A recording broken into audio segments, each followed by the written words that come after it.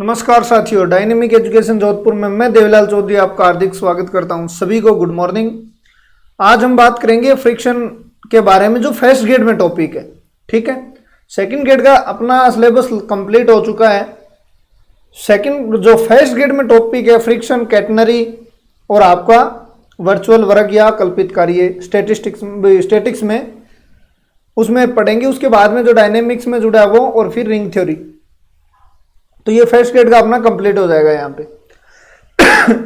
तो यदि आप सेकंड ग्रेड या फर्स्ट ग्रेड की तैयारी कर रहे हैं तो ये चैनल आपके लिए बहुत ही फायदेमंद है। और इस चैनल पे आपको लगभग 300 के आसपास वीडियो मिलेंगे, जो लगभग 5,500 से 6,000 घंटे के आसपास का कोर्स होगा। ठीक है, उसको हर टॉपिक वाइज आपको लगभग 300 के आसपास क्वेश्चन मिलेंगे, जो खास तौर से 11-12 का पोर्शन होता है सेकंड ग्रेड में सबसे ज़्यादा। तो उसके लगभग 300 के आसपास 250-300 क्वेश्चन मिलेंगे हर टॉपिक में। और यदि आप अपनी तैयारी को मजबूत करना चाहते हैं तो इस चैनल के साथ जुड़िए, इस चैनल को सब्सक्राइब कीजिए और शेयर कीजिए, ताकि ज़्यादा से ज़्यादा लोगों को फायदा हो उसके। तो आज हम बात करेंगे फ्रिक्शन के बारे में। देखो, फ्रिक्शन काइंड ऑफ फ्रिक्शन आपको पता है, गतिक घर्षण, स्थैतिक घर्षण। एंगल ऑफ फ्रिक्शन लैम्डा की बात कर रहा है। कोएफिशिएंट ऑफ फ्रिक्शन म्यू की बात कर रहा है, F/R। कोन ऑफ फ्रिक्शन ये कोई नहीं पूछता इतना। Equilibrium of on rough inclined plane, समान संतुलन ऑफ नत समतल। नत समतल के बारे में हम बात कर चुके हैं स्टैटिक्स में, उसमें एंगल के बारे में सारी कुछ बता चुका हूं मैं। आपको केवल एक इजी सा एक स्टेप है, उसको फॉलो करके आप इसको पूरा कर सकते हो। नत समतल के बारे में भी देखेंगे हम, क्षैतिज समतल के बारे में भी देखेंगे फॉर्मूलों को। तो सबसे पहले घर्षण क्या होता है। ठीक है, अब ये नॉर्मल परिभाषा है। यदि किसी चीज को खींच रहे हो, ठीक है, और उसके विपरीत एक बल लग रहा है, तो वो उस वस्तु को क्या करेगा, एक कोशिश करेगा कि इस वस्तु को स्थिर रखा जाए। अब शुरुआत में क्या होगा, मान लो ये वस्तु स्थिर पड़ी है, ठीक है, इस पे आपने मान लो पावर लगाई है, P लगाई, तो इसके विपरीत लगेगा। ये जो गति कर रही है, उसके गति करना चाह रही है, उसके विपरीत एक बल लगेगा जिसे हम F कहेंगे, और यहां हम F फ्रिक्शन से डिनोट कर रहे हैं। ठीक है, अब जैसे जैसे देखो एक बल लगाओगे ये, तो ये F भी बढ़ता जाएगा। ठीक है, जैसे जैसे P को आप बढ़ाओगे, ये F भी आपका बढ़ता जाएगा। लेकिन एक स्थिति ऐसी आएगी कि आप P को और ज्यादा बढ़ा दिया, उसके बाद में ये F नहीं बढ़ेगा, और इस स्थिति में आपका ये सीमांत घर्षण बल कहलाएगा। और ये अधिकतम होगा F। इस स्थिति में क्या होगा, अधिकतम होगा। भाई कोई चीज मान लो आप खींच रहे हो, शुरुआत में मान लो आप थोड़ा बल लगाया, फिर वैसा आपको घर्षण विपरीत में भी लगेगा। ठीक है, फिर क्या अगर आपने बल को और बढ़ा दिया, तो यहां तक बल था, तब तक तो F बढ़ रहा था, लेकिन अब इतना बल और बढ़ा दिया, इसमें आपकी ये वस्तु गतिमान हो जाएगी, और ये F एक टाइम तक तो बढ़ेगा, उसके बाद में ये बढ़ेगा नहीं। ठीक है, इसी प्रकार ये घर्षण कोण भी एक टाइम तक बढ़ेगा, उसके बाद में रुक जाएगा। वो हम आगे देखेंगे सारा। तो आपको समझ में ये घर्षण बल के बारे में तो आ गया होगा कि इस गति का विरोध करेगा वो घर्षण बल होगा। बात सीधी सी यही है। अब देखो, घर्षण एक व्यवस्थित बल है, बिल्कुल स्वव्यवस्थित बल है, सेल्फ एडजस्टमेंट है। देखो, सेल्फ एडजस्टमेंट इसलिए कह रहा है कि आपने P बढ़ाया, F बढ़ रहा है। ठीक है, कोशिश करा है अपने को एडजस्ट करने की, इस वस्तु को रोकने की, एडजस्ट करने की, मतलब अपने आप एडजस्ट हो रहा है, लेकिन निर्भर P पे कर रहा है। ठीक है, एडजस्ट अपने आप, आपने बाहर से कोई फोर्स नहीं लगाया, अपने आप जैसे जैसे P बढ़ाया F बढ़ रहा है। हालांकि सीमांत संतुलन के बाद की स्थिति अलग जरूर होगी कि F नहीं बढ़ेगा, जब उस टाइम अधिकतम होगा। तो इसे F को हम क्या कहेंगे, स्व एडजस्ट, खुद ही एडजस्ट कर लेता है। यदि आप P बढ़ाते जा रहे हो, तो ये खुद ही अपने आप बढ़ता जाएगा एक टाइम तक, एक पावर तक। ठीक है, तो ये सेल्फ एडजस्ट। अब ये कहानी पढ़ लेना। ठीक है, स्थैतिक घर्षण बल, जब एक पिंड दूसरे पर चलने का प्रयास किया जाता है तो पहला पिंड चलने की स्थिति में नहीं हो तो इस स्थिति को हम क्या कहेंगे, स्थैतिक घर्षण बल। ये नॉर्मल है। गतिक घर्षण बल क्या होगा, जो गति करेगा उस टाइम घर्षण बल लग रहा हो। सीमांत घर्षण बल देखो, हालांकि सीमांत घर्षण बल के बारे में मैंने आइडिया दे दिया है। जब एक पिंड दूसरे पिंड पर चलने का प्रयास किया जाता है, ठीक है, पहला पिंड ठीक चलने के लिए तैयार हो, मतलब आपने एक टाइम तक पी बढ़ाया, एफ बढ़ा, ठीक है। अब एफ बढ़ा और एफ यहां पे अधिकतम हो चुका है, ठीक है, अधिकतम हो चुका है। अब यदि थोड़ा सा भी पी बढ़ा दोगे तो यह वस्तु जस्ट गतिमान हो जाएगी। तो सीमांत देखो, सीमा प्लस अंत, मतलब इससे आगे यह घर्षण बल नहीं बढ़ेगा, इसे हम सीमांत घर्षण बल कहेंगे। तो इसको अधिकतम हो गया, ठीक है। ये नॉर्मल डेफिनेशन है। देखो ये जो भी क्वेश्चन है दोनों ये बाद में करेंगे, क्योंकि ये क्वेश्चन उन्हीं थ्योरी पे डिपेंड है और उसके बाद में आप अपने आप ही कर जाओगे ये। तो ये नॉर्मल डेफिनेशन। अब गतिक घर्षण मैंने बता दिया कि एक पिंड दूसरे के ऊपर चलता है तो दोनों पिंडों के संपर्क तलों में लगने वाला घर्षण बल होगा वो गतिक घर्षण बल होगा।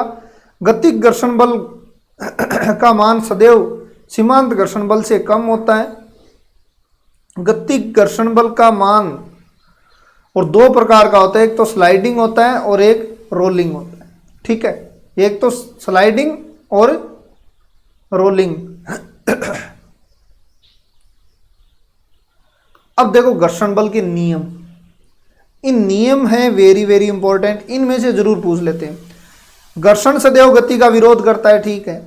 इसकी दिशा सदैव पिंड की गति की दिशा के विपरीत होती है, ये सारी हम देख लिया है कि मान लो आपने पी इधर लगा रहे हो तो घर्षण बल इधर लगेगा। घर्षण बल का परिमाण संपर्क तलों की प्रकृति पर निर्भर करता है कि पिंड है कैसा, चिकना है, मतलब ज्यादा खुरदड़ा है, कैसा है, उसकी प्रकृति पर निर्भर करेगा, क्षेत्रफल पर निर्भर नहीं करेगा। ये ध्यान में रख लेना, ठीक है। सीमांत घर्षण बल का मान एफ एस अभिलंब प्रतिक्रिया बल आर के समानुपाती होता है, इसको देखेंगे आगे। और एफ एस बराबर म्यू एस आर, म्यू या नियतांक है जिसे स्थैतिक घर्षण बल कहते हैं। आपको ये याद रख लेना, म्यू एस बराबर एफ एस अपॉन आर। गतिक घर्षण के लिए एफ के हो जाएगा, ठीक है। ये सारा हम प्रूफ करेंगे आगे, ये गतिक घर्षण गुणांक हो जाएगा, ठीक है। अब देखो घर्षण कोण, ठीक है। अब मान लो ये कोई पिंड, एक तो ये डायग्राम है, ये मान लो कोई पिंड है, ठीक है। नीचे की ओर क्या लग रहा है, डब्लू लग रहा है, ठीक है। ऊपर की ओर प्रतिक्रिया बल क्या लगेगा, आर लगेगा। इधर आपने पावर लगाई है, ठीक है, तो एफ इधर लगेगा। तो यहां से जो एक कोण बनेगा ये कोण होगा आपका लेमडा, ठीक है। और इसे ही हम क्या कहेंगे, घर्षण कोण कहेंगे। इसका परिणामी यहां पे होगा, तो इधर भी बल लग रहा है, इधर भी बल लग रहा है, इसका परिणामी, तो ये क्या हो जाएगा आपका, इन दोनों बलों का परिणामी क्या हो जाएगा, एस हो जाएगा, जो इस साइड होगा। टोटल पिंड में परिणामी अलग चीज है और इन दोनों पिंडों का परिणामी अलग चीज है, तो ये एंगल क्या हो जाएगा आपका, लेमडा हो जाएगा। अब देखो आप, मान लो ये तो डब्लू नीचे था, ये आर ऊपर था, और ये आपका एफ और ये आपका एस हो गया, तो ये आपका लेमडा हो गया। अब देखो एस को आप गठों में तोड़ दो, एस को क्या करो आप गठों में तोड़ दो, तोड़ना वियोजित घटक है और ये आपको पता ही है। मान लो ये एस है, ये इसके साथ थीटा एंगल बना रहा है, तो ये जहां पे थीटा टिका हुआ है वो तो क्या एस कोस थीटा होगा, ऊपर वाला एस साइन थीटा होगा, ठीक है। तो ये तो क्या हो जाएगा, देखो पिंड साम्य अवस्था में, तो ये तो एस साइन थीटा हो जाएगा और ये हो जाएगा आपका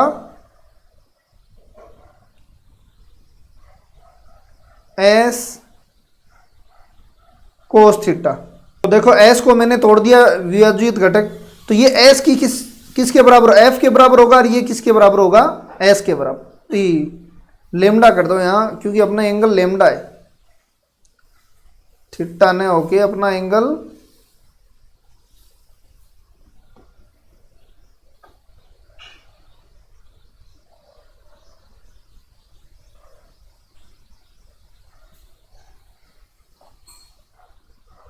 यहाँ पे लेमडा कर दो आप, और यहाँ पे भी क्या हो जाएगा आपका, लेमडा हो जाएगा।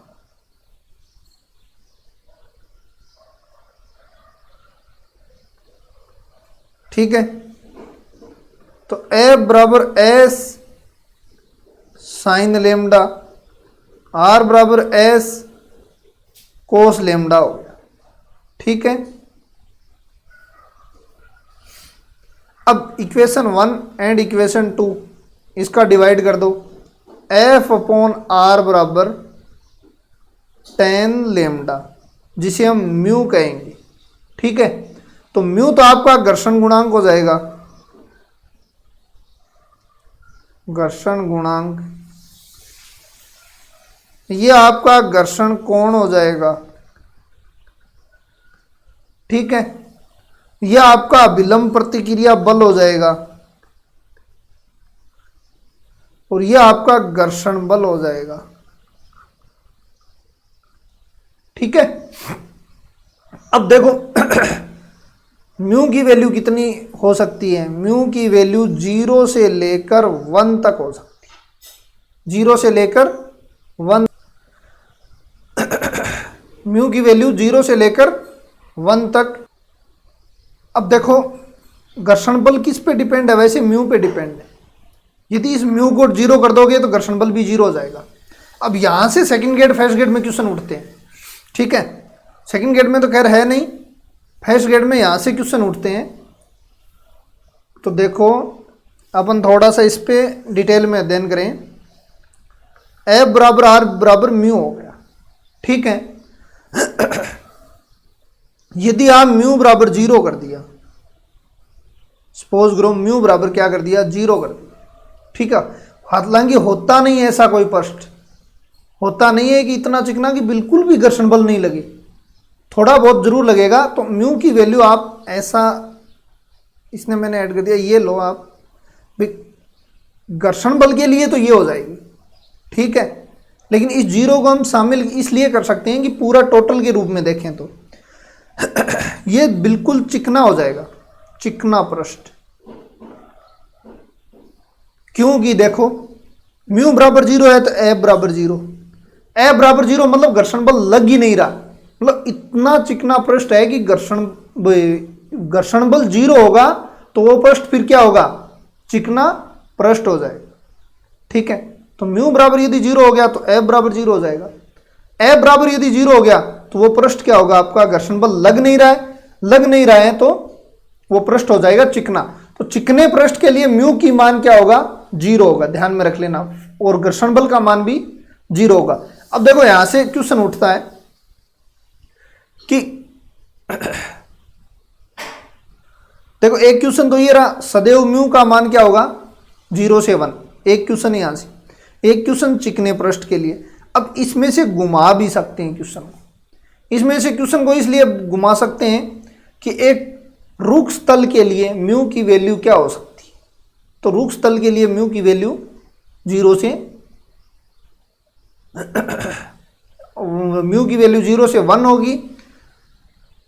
और एक क्वेश्चन लेमडा के बारे में भी बन सकता है, देखो।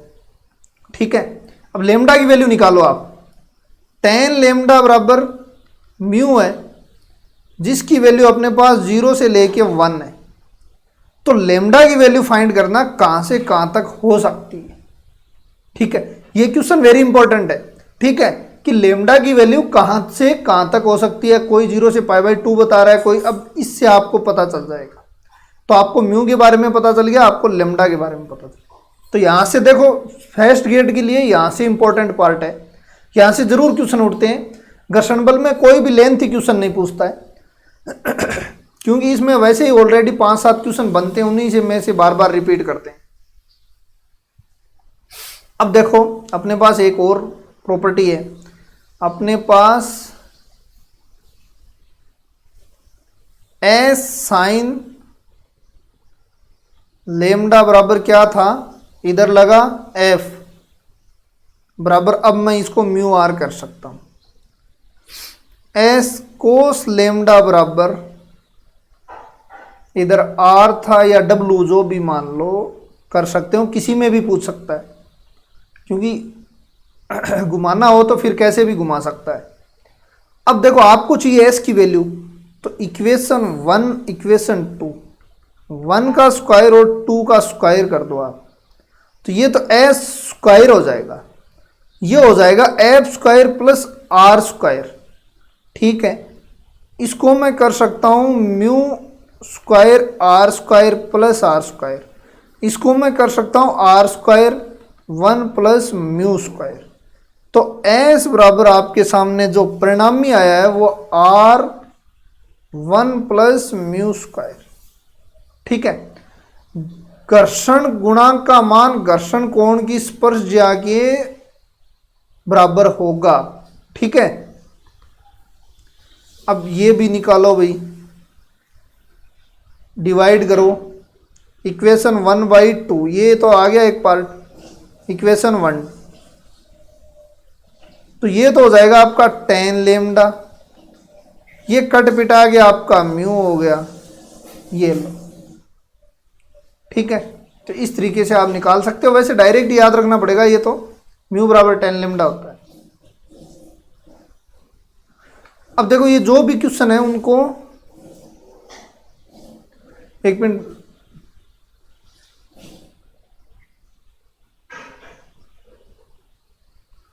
अच्छा घर्षण गुणांक अपने पास हो ही गया। ठीक है, म्यू का मान पिंडों के पदार्थ की प्रकृति पर निर्भर करता है, म्यू का मान सदैव 0 से 1 के मध्य होता है, यदि मान पूर्णतः घर्षण रहित है तो म्यू का मान 0 हो जाएगा। ये बात हमने सारी देख चुके हैं, ये भी हम देख चुके हैं। घर्षण शंकु देखो, ये मान लो आर लग रहा है, इस पे ये लेमडा बना के यहाँ पे शीर्ष इस पे टिका हो और ये एक शंकु की आकृति बना रहा हो, तो ये क्या हो जाएगा आपका, ये एक घर्षण शंकु बन जाएगा। इसको कोई फालतू बकवास है ऐसे। अब देखो इंपॉर्टेंट पार्ट यहां से, ठीक है, नत समतल पर सीमांत संतुलन की अवस्था, मतलब आपके सामने देखो, एक तो सीधी बात बता देता हूं मैं, ये कोई पिंड है,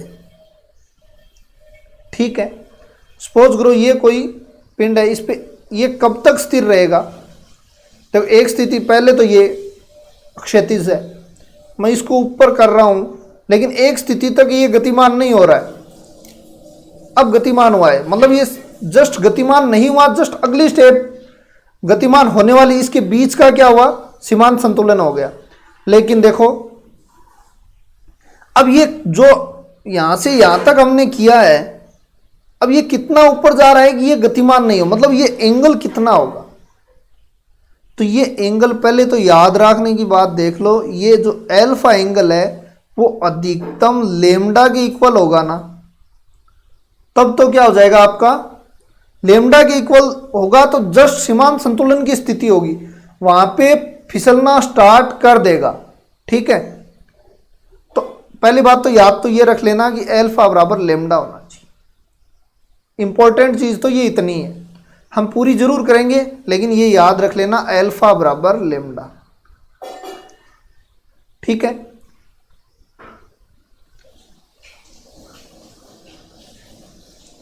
लेमडा से जस्ट ऊपर यदि कर दिया आपने तो फिर ये पिछलेगा ही पिछलेगा, तो अधिकतम यहां तक हो सकता है, ये चेक करना है। अब देखो इस पिंड का भार, इस पिंड का भार यहां पे लगेगा, इससे क्षैतिज में लगता है भार, आपको पता ही है।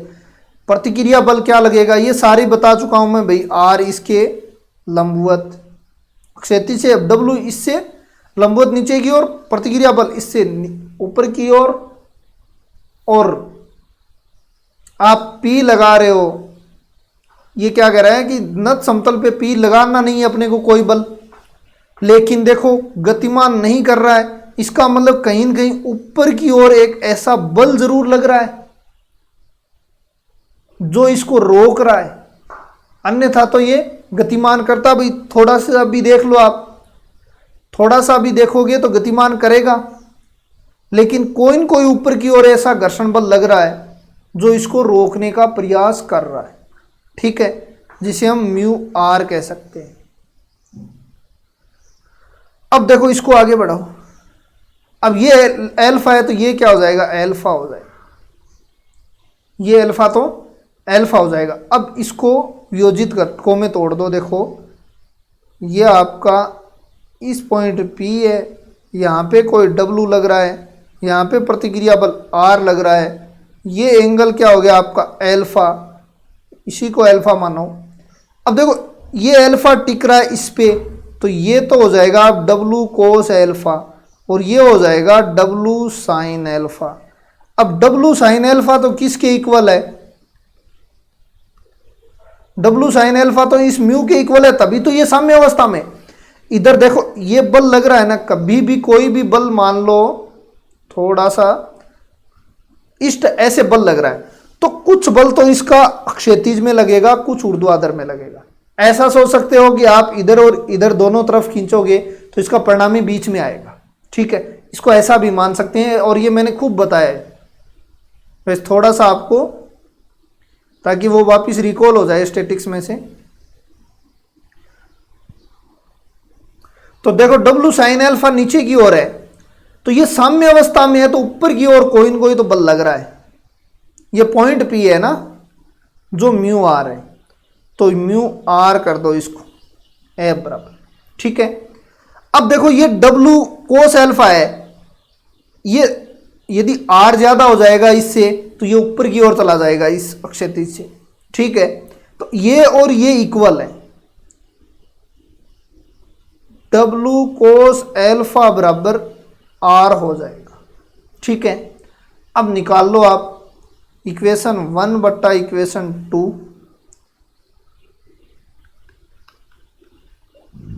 यहां पे आपके सामने tan एल्फा बराबर म्यू आ गया, और म्यू किसके बराबर होता है, tan लेमडा के बराबर। इसका मतलब एल्फा बराबर क्या हो जाएगा, लेमडा, तो ये लो एल्फा बराबर लेमडा हो जाएगा, ठीक है। अब देखो एक क्वेश्चन था,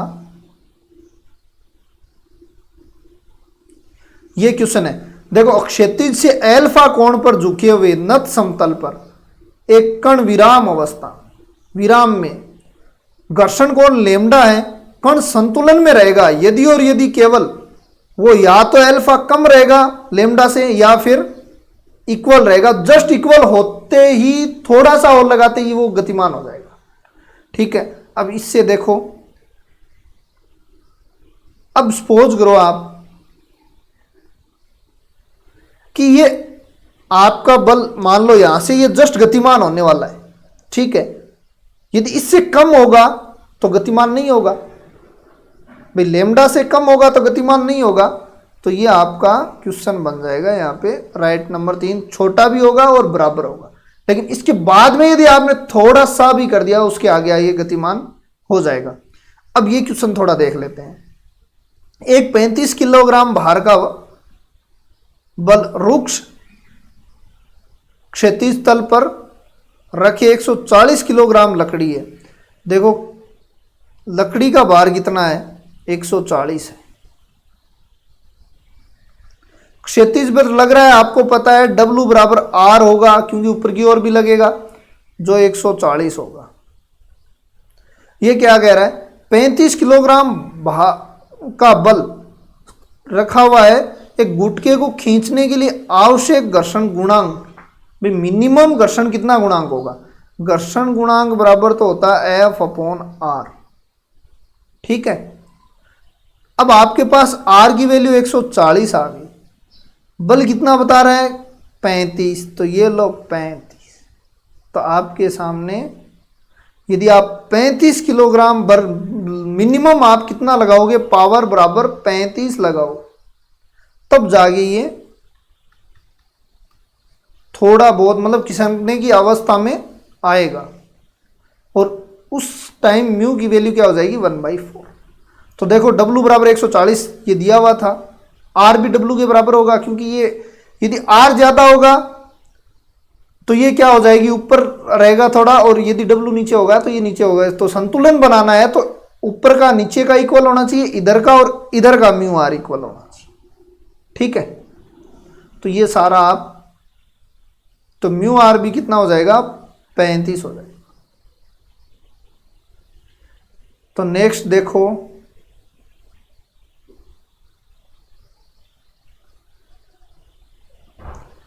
ये क्या कह रहे हैं, एक पिंड रुक्ष समतल तल पे साम्य अवस्था पे है, घर्षण गुणांक ये दे दिया, समतल का आनत कोण धीरे धीरे बढ़ाया जाए तो नीचे की ओर फिसलने वाले बिंदु पर पिंड पहुंचने पर यह कोण क्या होगा। भाई ये क्या कह रहा है, एक पिंड रुक्ष नत समतल है, साम्य अवस्था में, घर्षण गुणांक म्यू बराबर आपको दे दिया 1/√3। ठीक है, और म्यू बराबर क्या होता है, tan लेमडा। तो लेमडा की वैल्यू आपके पास 30 डिग्री आ गई।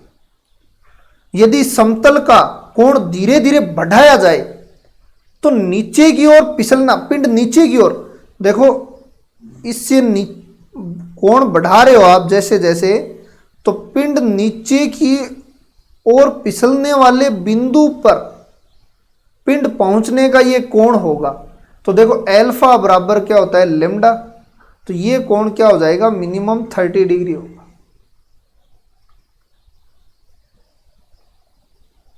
नेक्स्ट देखो,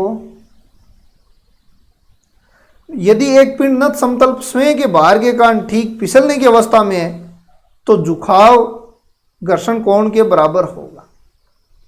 झुकाव कोण वो घर्षण कोण के बराबर ही होगा। अब देखो, अब आपके सामने एक रुक्ष नत समतल पर पिंड के ऊपर की ओर गति करने के लिए आवश्यक न्यूनतम बल। देखो आप साम्य अवस्था की बात दोबारा देखते हैं, थोड़ा इसमें है नहीं और नए बीएससी की बुक में है, थोड़ा इसमें आप और भी कर सकते हो। हमने क्या किया कि आपने बल इधर लगाया, मतलब ये साम्य अवस्था में तो इधर कुछ बल लग रहा है, ठीक है। अब ऐसा भी हो सकता है इसको रोकने के लिए अल्फा की मान लो लेमडा से अधिक हो, ठीक है। अब तो अल्फा के बराबर तक तो ठीक है, अल्फा की मान यदि लेमडा से अधिक हो तो आपको क्या, देखो इसको साम्य अवस्था में रखना है, इसको रखना साम्य अवस्था में ही है। अल्फा है जो लेमडा से अधिक है, ये अपने को पता है, ठीक है। साम्य अवस्था में रखना है और लेमडा अधिक है, तो यदि इसको छोड़ दिया तो ये गिरेगा, पक्की बात है, ठीक है ना। इसका मतलब आपको कुछ न कुछ बल लगाना पड़ेगा, जो बल P होगा, ठीक है, P मिनिमम होगा। अब ये P मिनिमम तीन तरीके से लगा सकते हो, इधर भी लगा सकते हो, इधर भी लगा सकते हो, इधर भी। इसको रोकने के लिए मिनिमम कितने पावर की जरूरत पड़ेगी, ठीक है। ये नीचे की ओर जा रहा है, डाउनवर्ड है, तब तो P क्या होगा, मिनिमम होगा। यदि ऊपर की ओर खींचना है, अपवर्ड है, तो P मैक्सिमम होगा, ठीक है। तो इसको देखो, एक तो हमने ये निकाल लिया इससे, ठीक है। अब इसको साम्य अवस्था में रखने के लिए आप इससे भी आप बना सकते हो। देखो मैं थोड़ी हिंट बता देता हूं, आप निकाल लोगे अपने आप। W बार तो नीचे की ओर लगेगा, प्रतिक्रिया बल ऐसे लगेगा, P सपोज करो आप ऐसे लगा रहे हो, ठीक है, P ऐसे लगा रहे हो और F भी इधर की ओर लगेगा, P इधर लग गया, यहां से थीटा एंगल, ठीक है, P इधर लग गया, ये हो गया R आपका, ये W है, तो ये कोण क्या हो गया, अल्फा है, तो ये भी अल्फा होगा, ठीक है। ये आपके बीएससी में भी नहीं है, लेकिन घुमा के पूछ जरूर लेते हैं इसको। तो W बराबर कोस अल्फा और ये हो गया W बराबर साइन एल्फा। ठीक है, W बराबर साइन एल्फा। ठीक है, अब इधर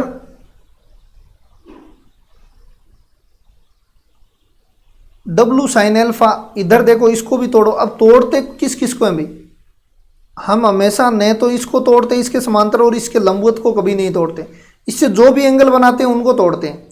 तो एफ तो टूटेगा नहीं, मैंने W तोड़ दिया, इसने एंगल बनाया और इसने भी थीटा एंगल बनाया है, तो इसको भी मैं यहाँ तोड़ देता हूँ।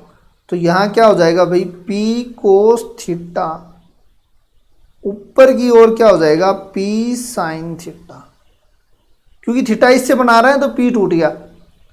अब देखो W साइन एल्फा बराबर किससे संतुलित कर दिया आपने? अब ये संतुलित है, इसका मतलब जो इधर बल लग रहा है और इधर बल लग रहा है वो इक्वल होगा। इधर अब P तो टूट चुका है क्योंकि P तो इसमें आ चुका है। अब इधर कौन कौन से बल लग रहा है? एक तो F लग रहा है जो घर्षण बल है, एक P कोस थीटा जो आप खींच रहे हो। तो क्या हो जाएगा? Mu are plus P cos theta. ठीक है, दूसरा देखो, अब इसके इक्वल क्या होगा? R बराबर W कोस एल्फा हो जाएगा। ठीक है,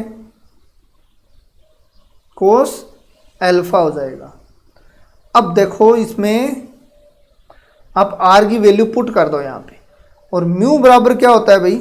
म्यू बराबर tan लेमडा होता है।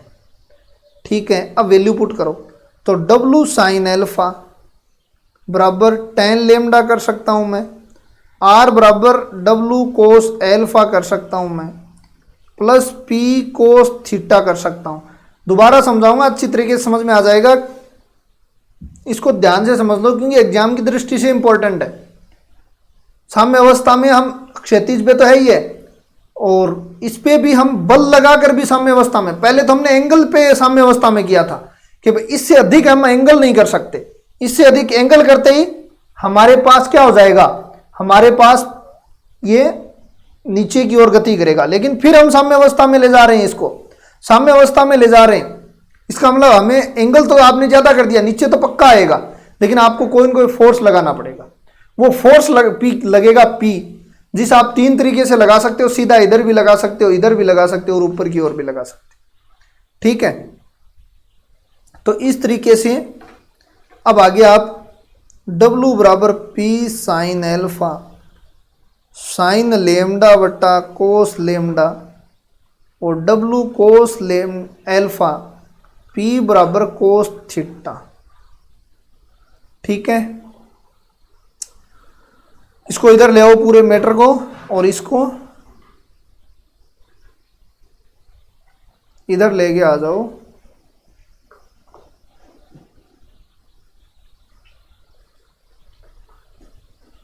नहीं नहीं, एक समस्या और है, R प्लस कुछ बल लगेगा भाई। देखो नीचे की ओर W लग रहा है, ये W कोस थीटा लग रहा है, तो ऊपर की ओर भी तो R plus P sine theta लग रहा है भाई, क्योंकि ऊपर की ओर भी तो बल लग रहा है P साइन थीटा। ये मिस कर गए हम, इसको आपको थोड़ा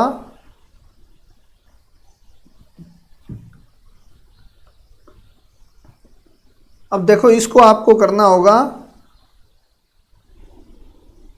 R plus P sine theta.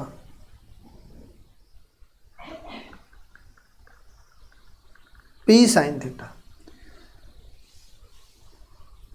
ठीक है, तो यहां से देखो, अब इसको हटाओ और अब हमें R की वैल्यू R की वैल्यू गायब करनी है, क्योंकि प्रतिक्रिया बल का अपने कोई काम नहीं है यहाँ। तो R की वैल्यू गायब करें,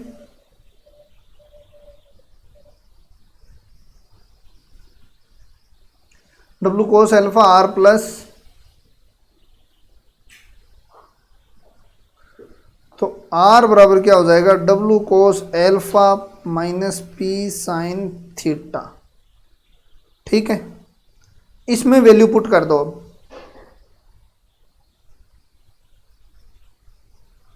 पी डब्लू साइन एल्फा बराबर ten lambda W cos alpha minus P sine theta. ठीक है, और ये पी कोस थीटा हो गया। तो डब्लू साइन एल्फा, अब इसको खोल दो, डब्लू साइन एल्फा बराबर साइन लेमडा कोस लेमडा बराबर क्या हो जाएगा आपका,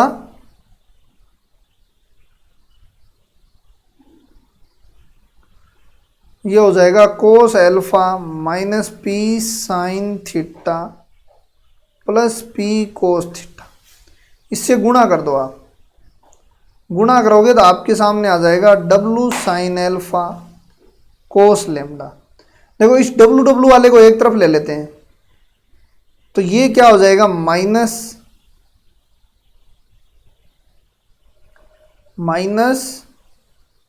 डब्लू साइन लेमडा और कोस एल्फा। इसको आगे ले आओ, इसको आगे करोगे तो आपके सामने आ जाएगा, देखो आपके सामने आएगा, यहां बचेगा इस ये कोस लेमडा इससे गुणा होगा, पी कॉमन आ जाएगा, कोस theta cos lambda minus sign theta और साइन लेमडा। तो अब देखो आपको पी की वैल्यू निकाल लो, आप कितना फोर्स लगा रहे हो ये यहां पे पता चल जाएगा। तो डब्लू तो है ही, sine lambda minus alpha upon cos theta plus lambda, ये लो। ठीक है, अब देखो आपको क्या निकालना है, पी मिनिमम। तो ये मैक्सिमम होना चाहिए, ये मैक्सिमम होना चाहिए। तो P बराबर डब्लू साइन, मैक्सिमम 1 हो सकता है, तो ये लो P एल्फा।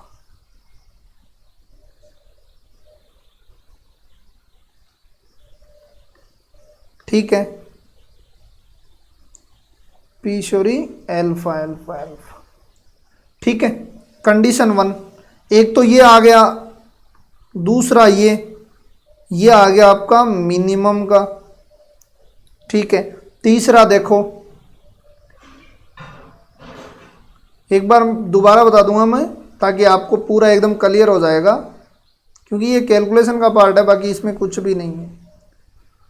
दूसरा देखो, मैं एल्फा को और क्या कर देता हूँ, 0 कर देता हूँ। ऐसी कंडीशन हम ले लें,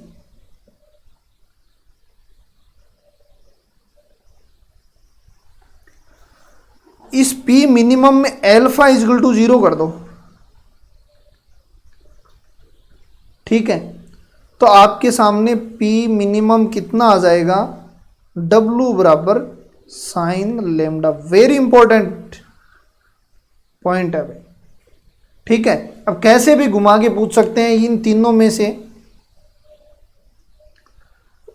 कैसे भी घुमा के पूछ सकते हैं, ये बस डाउनवर्ड की बात है। ठीक है, ये सारी डाउनवर्ड की बात है, नीचे की ओर गति करना चाहे तब की बात है। ठीक है, अब एल्फा 0 करने का मतलब क्षैतिज समतल हो गया, तो ये किसके लिए हो गया, अक्षैतिज के लिए।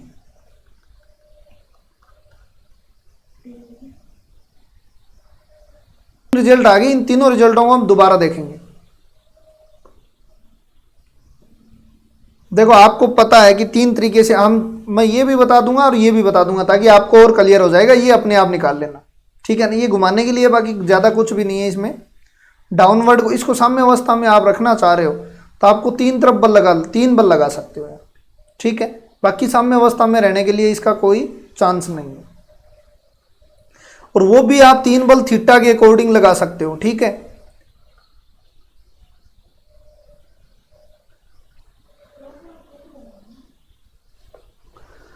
ठीक है, तो P आप तीन तरफ बल लगा सकते हो।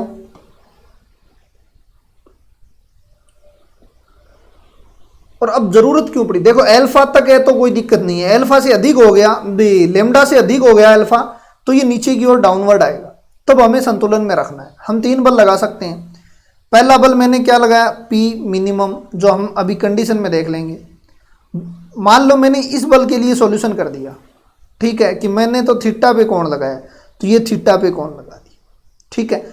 W आपको पता है, ये अल्फा टूटेगा, W कोस अल्फा, ये W साइन अल्फा, ये R, ये आपको पता है। अब इस P को तोड़ो, आप इस P को ब्रेक कर दो, ये किस में ब्रेक होगा, थीटा इसके साथ है, P cos theta, P sine theta में ब्रेक हो जाएगा। तो ये इधर P कोस थीटा लग गया, इधर F भी लग रहा है, ऊपर की ओर P साइन थीटा लग गया, ठीक है। अब देखो आप W sine alpha mu R, देखो W साइन अल्फा इधर की ओर साम्य अवस्था में, तो ये बल और ये बल हमेशा ये टोटल बल क्या होंगे, इक्वल होंगे। तो F plus P cos theta, तो F को म्यू आर कर दिया, एक ही बात है, F बराबर mu are plus P cos theta.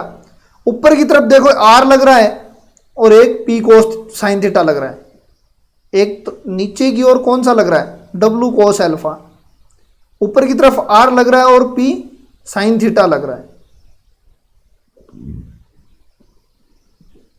तो R P साइन थीटा लिख दिया, R की वैल्यू निकाल ली, R की वैल्यू मैंने इसमें रख दी, म्यू आया, म्यू की जगह मैंने 10 लेमडा रख दिया, और आपके सामने P की वैल्यू ये आ गई, ठीक है।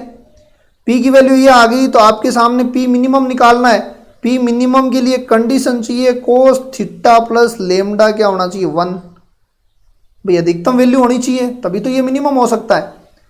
यदि ये अधिकतम क्या हो सकता है, 1 हो सकता है, तो ये आ जाएगा W sine lambda minus alpha, alpha minus lambda, क्योंकि अल्फा माइनस लेमडा आ जाएगा, ठीक है, अल्फा माइनस लेमडा हो जाएगा। देखो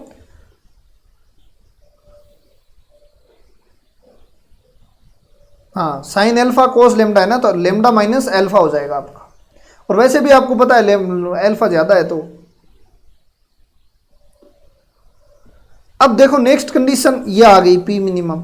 अब ये तो नत समतल के लिए था, अब ऐसा भी घुमा सकता है कि आपको क्षैतिज समतल के लिए निकालो, तो W sine lambda, W sine lambda हो जाएगा। अब देखो यही आपका पूरा यहाँ पे दिया हुआ है, ऊपर की ओर और नीचे की ओर का नहीं दिया है क्या, ये रहा, ये पूरी प्रॉपर्टी, ठीक है। तो ये आपको यहाँ पे भी दिया हुआ है। अब देखो आपके ये रहा, ठीक है ना, रुक नीचे की ओर गति करे, तो उसको रोकने के लिए आपको, तो अब नेक्स्ट देखो अपना यहीं पे और संतुलन की देखते हैं बात। हाँ एक चीज और देखो, ये P मान लो आप इधर लगाओ, P मान लो डायरेक्ट इधर लगाओ, भाई F की साइड लगाओ, तो थीटा क्या हो जाएगा, 0 हो जाएगा। तो यहां पे थीटा 0 कर दो, जहां भी थीटा आ रहा था यहां 0 कर दो। यदि P F की डायरेक्शन में है, यदि P F की डायरेक्शन में है, तो थीटा बराबर 0 डिग्री, थीटा बराबर 0 डिग्री करोगे तो आपके सामने आ जाएगा W sine alpha minus lambda और कोस शायद लेमडा, कोस लेमडा, ठीक है, ये आ जाएगा। यदि P आप किस तरफ लगा रहे हो, P आप लगा रहे हो F की साइड ही, तो थीटा क्या हो जाएगा, 0 हो जाएगा, तो हमने 0 रख दिया वहां पे, ठीक है। अब देखो इसको प्रूव भी कर सकते हैं, आपको ऐसा लगे कि नहीं मेरे को अलग तरीके से करना है। एक तो ये है, अब ये तो तब आया कब, जब आपके पास या तो ये फॉर्मूला याद हो या फिर थीटा के रेस्पेक्ट में निकालो तब आया ये, ऐसा तो याद नहीं रहेगा, ये डायरेक्ट याद रहेगा ठीक है, लेकिन तभी निकला है ना। ये डिपेंड किस पे रहा, पहले थीटा पे डिपेंड रहा है और हमने फिर जीरो किया है, फिर हमने क्या किया, जीरो किया है। हम डायरेक्ट भी निकाल सकते हैं उसको, देखो यहीं पे हम डायरेक्ट निकालते हैं उस कंडीशन को। देखो देखो यहाँ पे कंडीशन बनेगी, कंडीशन जो भी स्टैटिक्स पढ़ोगे ना यहाँ आप रट नहीं सकते बिल्कुल भी, यहाँ पे जितना दिमाग चले उस क्वेश्चन के अंदर जाते जाओ, कंडीशन बनेगी, कंडीशनों को बनाओ, जितना बनाओगे आपको क्लियर होता जाएगा।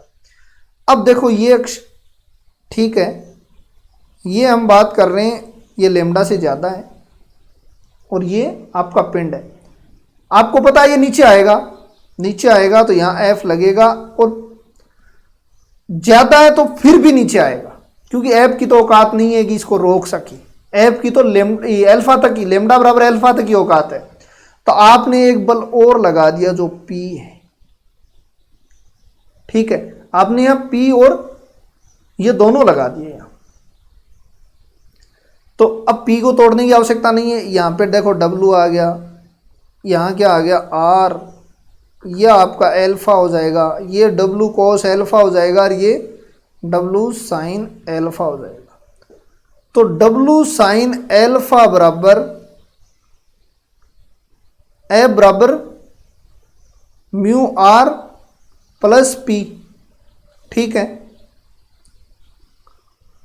भाई। एफ को मैं म्यू आर किया है और आर को मैं क्या कर सकता हूं, डब्लू कोस एल्फा कर सकता हूं। अब वैल्यू पुट कर दो, आप वैल्यू पुट करोगे तो डब्लू साइन एल्फा बराबर म्यू, आर की वैल्यू क्या है, नहीं इसको क्या कर दो टेन लेमडा कर दो और इसको मैं W cos alpha plus P निकालना है। तो डब्लू साइन एल्फा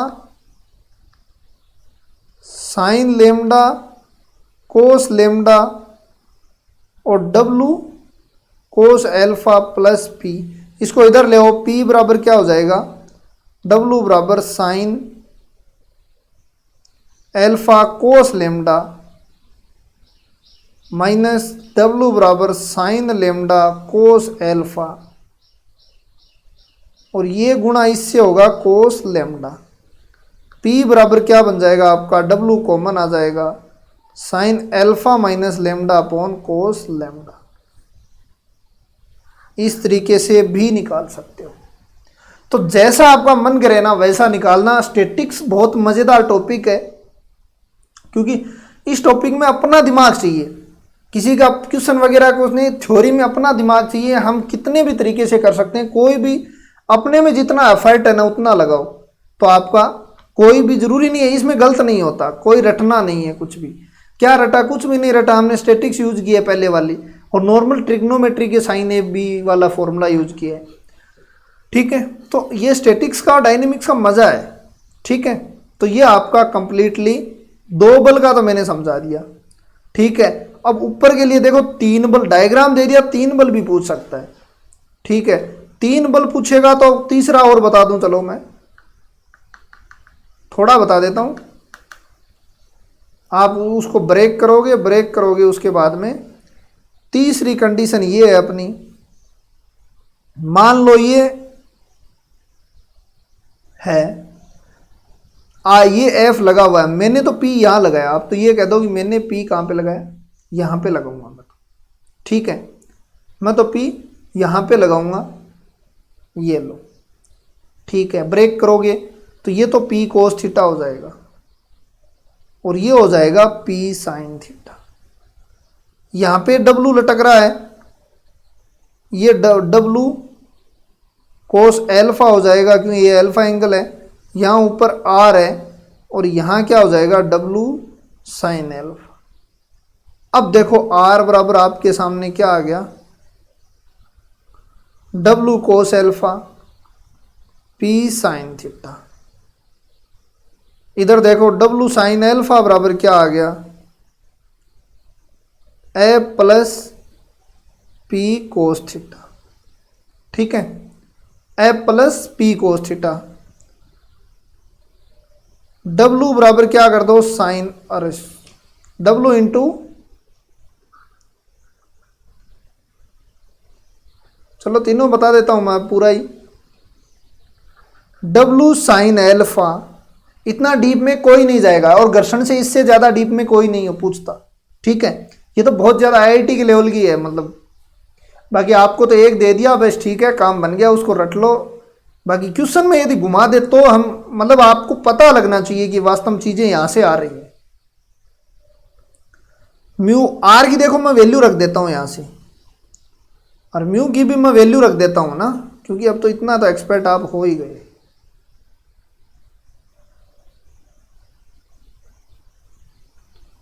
म्यू की तो मैं sine lambda plus cos lambda रख देता हूं, और आर की वैल्यू मैं रख देता हूं cos alpha plus P sine theta plus P cos theta.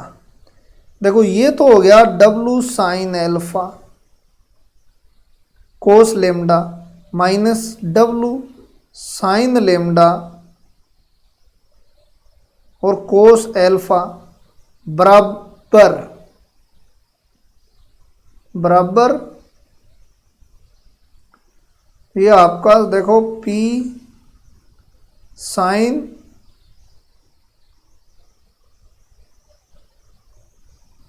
Lambda sine theta plus का P cos theta cos lambda हो गया, ठीक है। देखो भाई नेक्स्ट, W कॉमन ले लो, sine alpha minus lambda, P common ले लो, यहाँ हो गया, यहाँ दोनों साइन में है ना, दोनों साइन में है, ये अंदर गुणा किया साइन होगा, यहाँ पे आपका साइन हो जाएगा।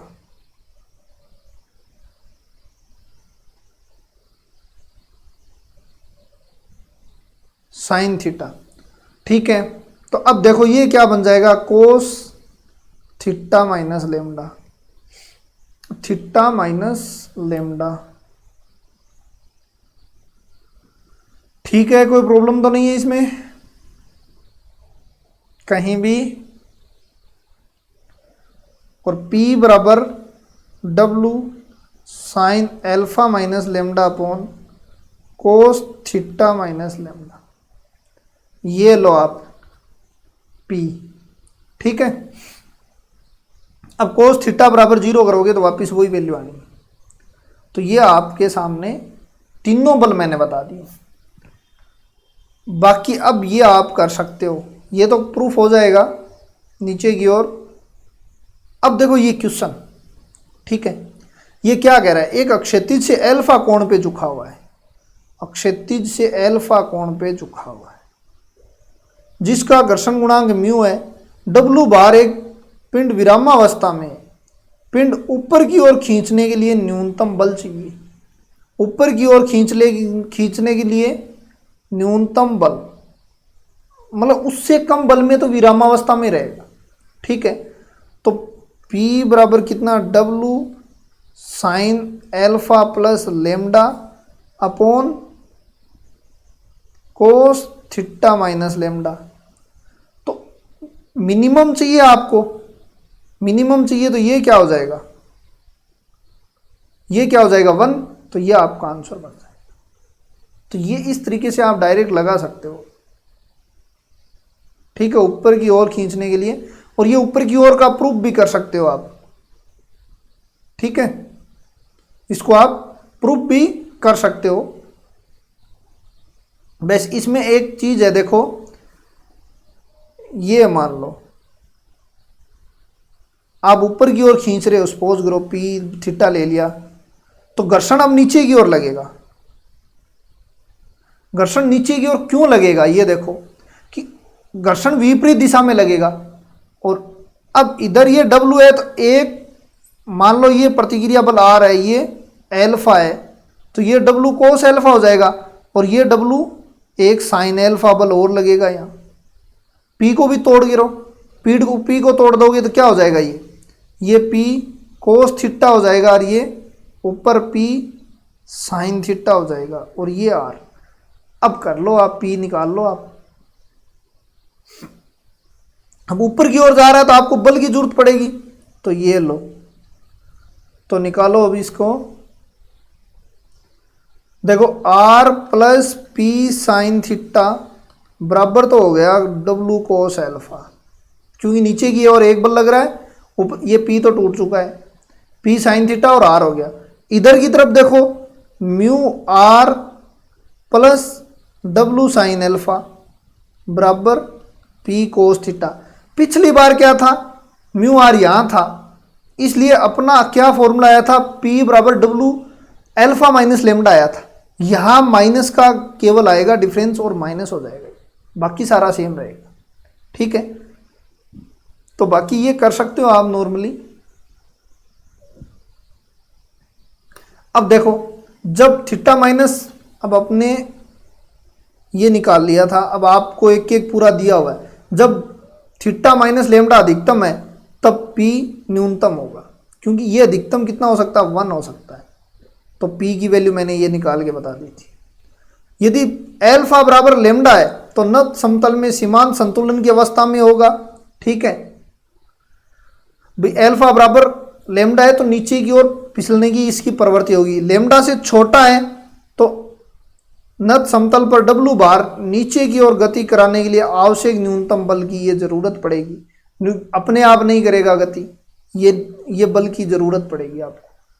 ठीक है, एल्फा बराबर लेमडा है, छोटा बड़ा, तो नत समतल डब्लू बार के लिए ऊपर की ओर गति कराने के लिए इसकी जरूरत पड़ेगी। यदि एल्फा लेमडा से बड़ा है तो अपने आप ही गति कर लेगा ही भाई। अब इसका कहने का मतलब भार और अभिलंब प्रतिक्रिया के अधीन नीचे की ओर पिछलेगा भाई। इसके भार है, इसका भार और प्रतिक्रिया बल ही लगेगा, बाकी घर्षण बल तो लगेगा ऊपर की ओर, लेकिन बाकी कोई फोर्स की जरूरत नहीं पड़ेगी आपको। तो उसके भार और अभिलंब प्रतिक्रिया के अधीन नीचे की ओर गति कर लेगा जब लेमडा बराबर हो। तो ये बातें तो मैं पहले बता चुका हूं। अब देखो, अब ये तो डायरेक्ट एल्फा हो ही जाएगा। अब समय के भार के कारण फिसलना जस्ट यही है, तो घर्षण कोण लेमडा होगा भाई। खुद के भार के कारण फिसल रहे हैं, इसको मतलब वो एल्फा बराबर लेमडा है या फिर एल्फा लेमडा बड़ो है। अब देखो, एक टन भार के बॉक्स में एक फर्श पर मध्य घर्षण का मान क्या होगा। देखो देखो, एक बॉक्स 1000 टन का बॉक्स है, तो इसमें क्या हो गया, 1 टन का बॉक्स है तो 1000 किलोग्राम हो गए ये। और फर्श के मध्य घर्षण कोण मतलब अक्षैतिज की बात कर रहा है भाई। किसकी बात कर रहा है, अक्षैतिज की बात कर रहा है। अक्षैतिज के लिए अपना मैंने बताया था एल्फा बराबर 0 होता है, तो पी मिनिमम क्या हो जाएगा, sine lambda minus alpha upon cos theta minus lambda ही तो था। तो ये क्या हो जाएगा भाई, ये तो वैसे ही 1 था।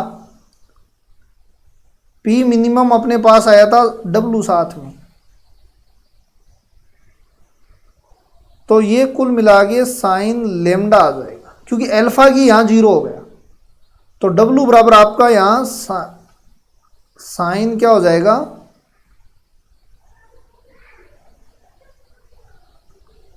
डब्लू बराबर साइन लेमडा हो जाएगा। ठीक है, यहां पे एल्फा बराबर 0 है। अब क्या कह रहे हैं, न्यूनतम भार की आवश्यकता पड़ेगी। न्यूनतम भार बल की, देखो इस बॉक्स को गति कराने के लिए न्यूनतम 600 किलोग्राम भार बल की आवश्यकता पड़ेगी। डब्लू की बात आपको दे दी गई है, बाकी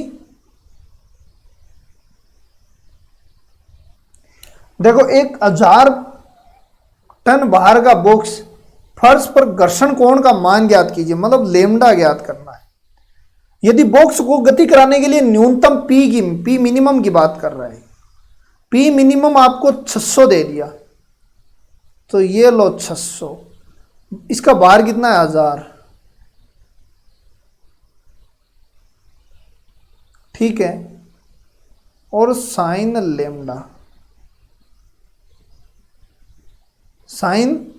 लेमडा की जरूरत पड़ेगी, ठीक है।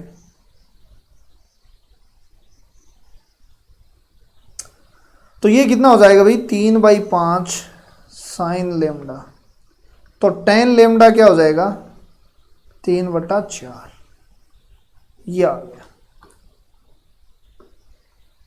3/4 आपका आंसर आ जाएगा। अब देखो इसके तरीके से करोगे तो ये लेंथ ही इसलिए पड़ेगा क्योंकि हमने पहले प्रूफ कर लिया, उसमें मैंने बता दिया है, ठीक है।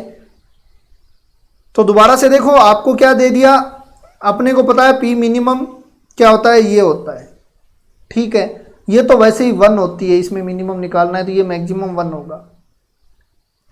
यदि क्षैतिज तल है तो अल्फा की 0 हो गई, तो ये मामला 0 हो गया अल्फा, तो डब्लू साइन अल्फा आ गया अपने, ठीक है। अब मैंने वैल्यू पुट कर दी। अब इसने तो क्या किया, इतनी कैलकुलेशन करने के बाद में इसके पास ये वैल्यू आई, ठीक है। नेक्स्ट देखो क्या कह रहा है, एक बाहर का पिंड डब्लू बराबर आपको दे दिया 40 kg, ठीक है। तो डब्लू है तो आर भी सोच लेना कभी, जिसका घर्षण गुणांक म्यू भी दे दिया आपको 0.25, विरामावस्था में है। वह न्यूनतम क्षैतिज बल जो पिंड को खींच सकेगा, क्षैतिज बल P बराबर F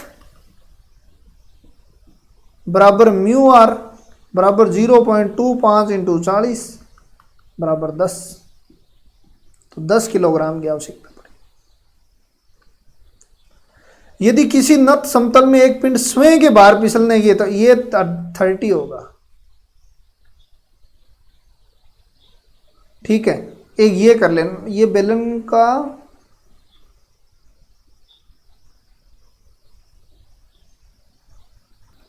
देखो ये क्या कह रहा है, एक वर्ताकार बेलन जिसकी त्रिज्या r है, ऊंचाई h है, एक रुक्ष, ये तो इजी है यार समतल, लेकिन है इंपॉर्टेंट। एक वर्ताकार बेलन है जिसकी त्रिज्या r दे दिया, ऊंचाई h दे दी, एक रुक्ष के क्षैतिज तल से इस प्रकार रखा है कि उसका एक समतल सिरा क्षैतिज के संपर्क में है। बेलन इस प्रकार है कि ये क्षैतिज है रखा हुआ है, ठीक है। ये क्षैतिज मान लो और ये आपका बेलन रखा हुआ है, ठीक है।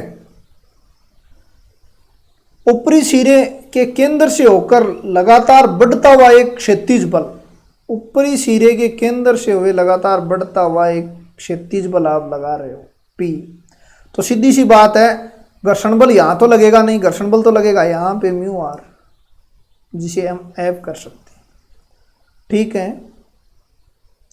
इसका भार नीचे की ओर होगा, सेंटर से नीचे की ओर W, तो प्रतिक्रिया बल R होगा। ये आप इसके अकॉर्डिंग ही मान लेता हूँ ABCD, ठीक है। घर्षण लगाया जाता है, घर्षण गुणांक आपको म्यू दे दिया, बेलन फिसलने से पहले लुढ़क जाएगा। यदि आप फिसलने से पहले कब लुढ़केगा ये बात देखना है। तो आप तो देखो इसमें क्या किया, पी आर बराबर डब्ल्यू आपको पता ही है, ये तो संतुलन की स्थिति में, और पी बराबर म्यू आर, यहाँ पे ये संतुलन है। अब आप खींचोगे तो देखो ए के सापेक्ष आघूर्ण लेने पर बेलन फिसलने से पहले लुढ़क जाएगा, मतलब आघूर्ण लेना पड़ेगा। यदि लुढ़केगा तो आघूर्ण क्या होता है भाई, पी ए डी हो जाएगा, और दूसरा डब्लू यहाँ पे कोई बी एम हो जाएगा। लंबवती तो लेते हैं, आघूर्ण क्या हो, यही तो होता है, इसका और इसका गुणन, या फिर रेशियो में भी ले सकते हो आप, तो वो तो पी ए डी